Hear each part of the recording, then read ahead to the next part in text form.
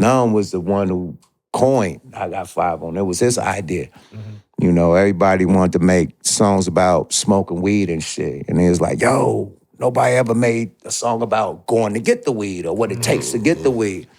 So he said, let's make a song called I Got 5 on it. So he came with the whole concept, you know what I mean, period. My idea was the Club Nouveau beat. My sister always played Why You Treat Me So Bad.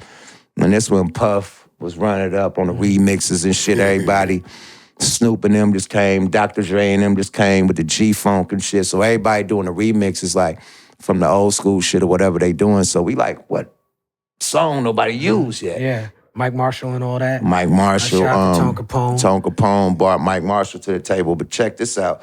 Tone owed us some money. Co-production. If we would have known what co-production was, because we bought it. We bought the album. We bought the album. That beat wasn't playing. When we went to the studio, he just had that beat playing, and we said we want that. We said, here's the album. We want you to remake this. Right.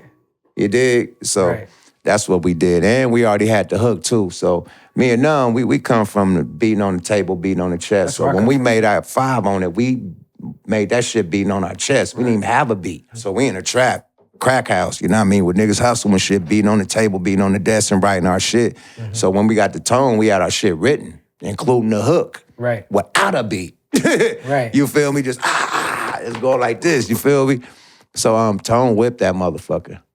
Tone whipped it out of this world, right? And I had the hook. I was just saying the hook, shouting it and shit. And Tone surprised us, man. He knew Mike Marshall, you know what I mean, from Timex Social Club, a.k.a., you know, part of the Club Nouveau family.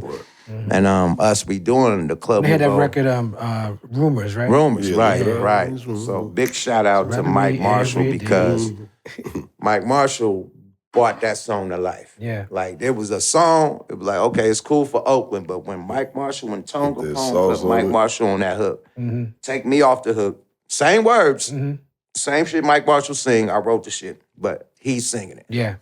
Same words, but he's singing it. Singing it instead of rapping it is totally fucking different. And with the soul of Mike Marshall, the flavor of Mike Marshall. It's a great record. Right. It's one of the blackest records ever. It's a record. It's one of the most universal records ever. Right. It's a record for the fact that you could put 5 on it on anything, not just weed, is universal. Yeah. The fact that it was very lyrical, right? So they don't know that. No, this is very lyrical. That's what make it. That's why that record could get played when it come to like when you think about real 90s hip hop and all that. Like it fits in with all the lyrical records as well. It's not just a party record. The fact that y'all was dealing with the slang, like coming up with hitting people new slang for the weed, slang from the Bay Area. That record is very powerful. Thank you, sir. Mike Marshall, salute to you, but salute to Tone because he put it together. He didn't want to buy Mike Marshall. We didn't know nothing about Mike Marshall.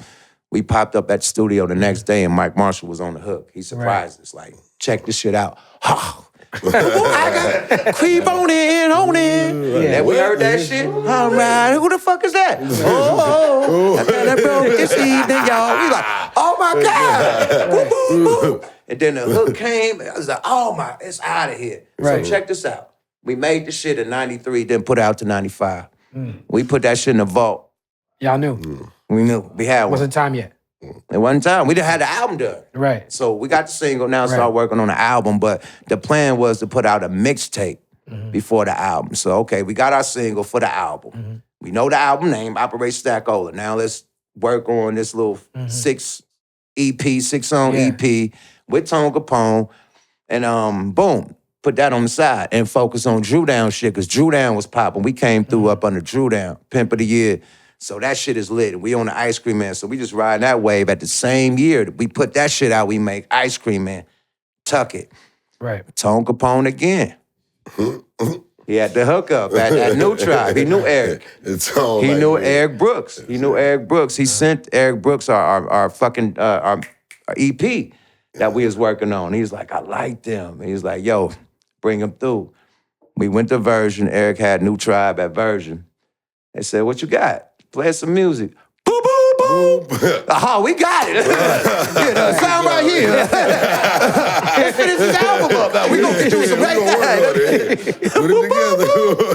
Those over, nigga. They got it. This motherfucker up. So what they suggested is that we make a Bay Area remix. Right. Oh, that was their suggestion. Right, because we had Alex Mejia from the radio station also working at Virgin Records too. And, shout out to Big Von too. Big Von, he wasn't around at that time. Oh, okay. But big shout out to Von though. But it was Alex Mejia and Julio G and people like that from way back.